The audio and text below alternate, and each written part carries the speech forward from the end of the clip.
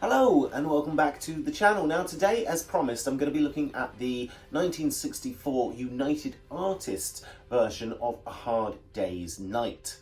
Now if you've already done so and seen my previous videos whereby I looked at Meet the Beatles and the Beatles' second album, you'll know that I decided to opt for the individual releases rather than the box set. In those videos, I give my reasons, so if you haven't done so already, then please do check them out.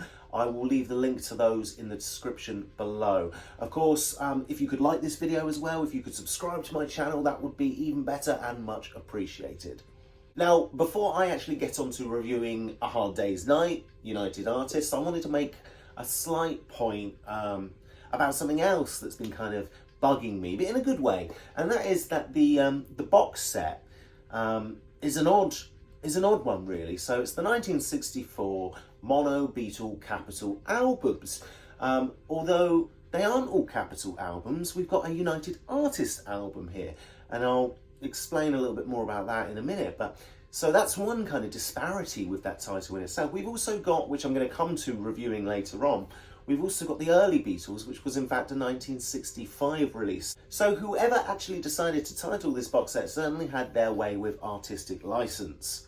A slight recap, again this is the third of hopefully what will be 6 videos. Originally I discussed Meet the Beatles. The following video that followed on from that was about the Beatles' second album, and I have to say, as someone who is from the UK, who has known only the UK albums pretty much throughout his life and never really ventured into the American releases before, I was massively pleasantly surprised with both of those cuts.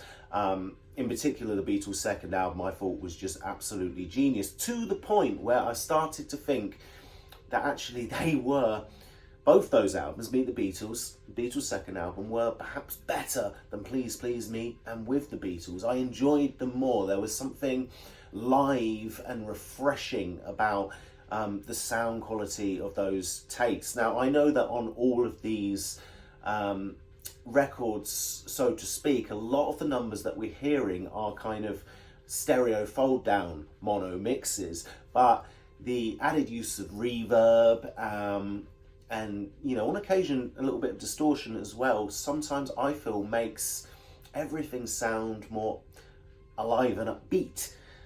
So those two albums were incredible, so much so to the point that I started to kind of scratch my head and go, why have you spent so long solely listening to the UK releases? Why have you never given these a chance before? Now today's video is slightly different in that my opinion is more in line with what I thought it would be originally for those preceding 2 albums. But anyway, I'll get onto that. This is what we're looking at today. We're looking at A Hard Day's Night. There's the front and there's the back. This is of course the American release by United Artists. Now, for those of you who don't know, United Artists had the rights to produce their own soundtrack album, and therefore Capitol did not release A Hard Day's Night per se, their own version of it. Of course, the following album to this, you get a lot of those tracks that are missing from this album, and hopefully I'll discuss that in due course. But yeah, so United Artists had the rights to produce their own soundtrack album, and that is what this is. Now, first and foremost, is this a rival to the UK release of A Hard Day's Night? Well, quite frankly, no. This is the first time, actually, in the case of any of these American releases, where I've thought, well, actually, I'm much better off listening to the UK mix. However, that's only if you judge them as though they were 2 equal entities in themselves, which they're not.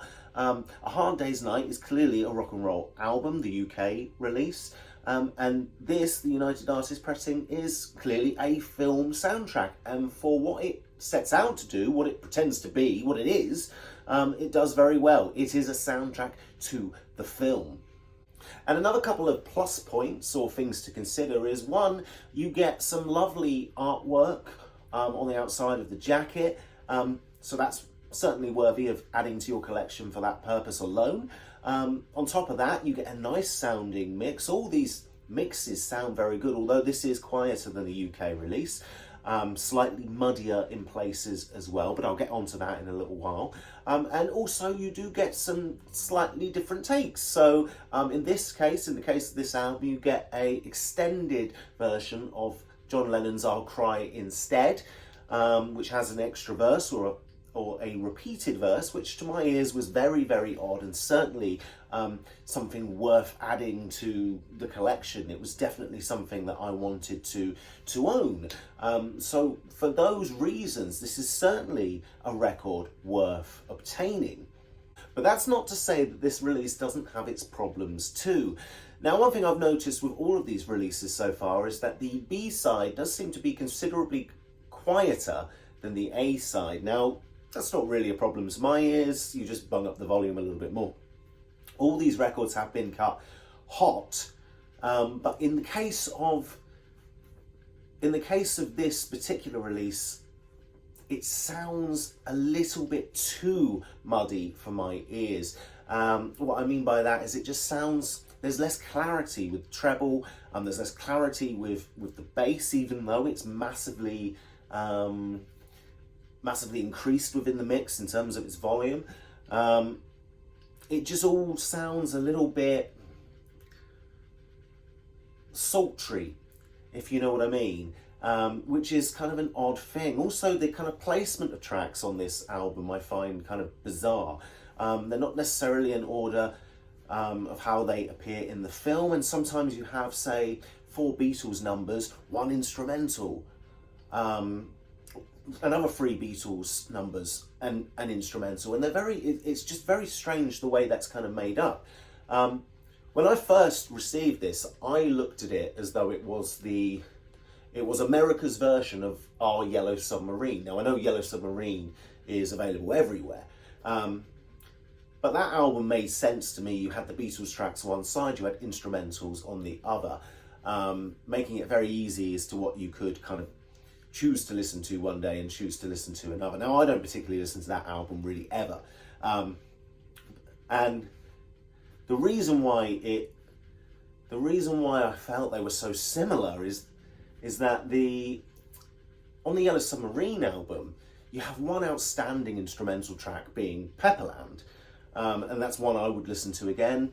Don't tend to touch the others, and it's the same with this version, the United Artists version of A Hard Day's Night.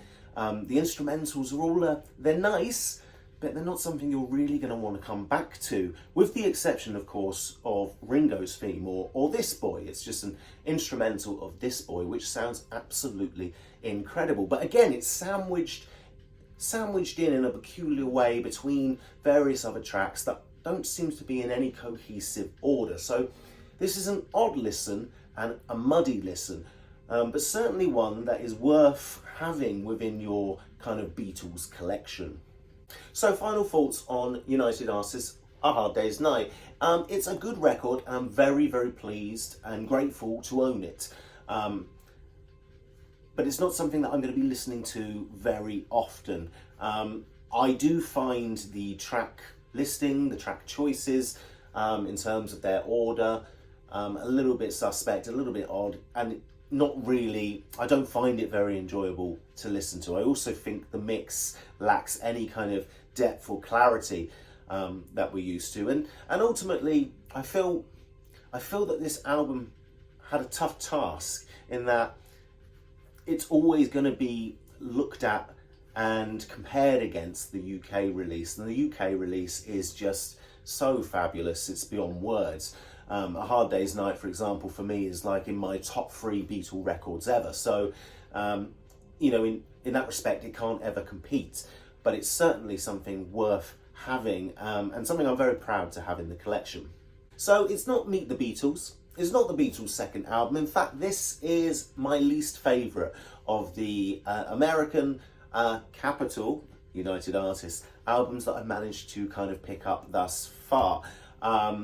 By some distance, but that's not to say that I don't still enjoy it. Hopefully next time I'll have a lot more positives to say about the next release, which is going to be something new, so please do join me for that, and I'll see you next time.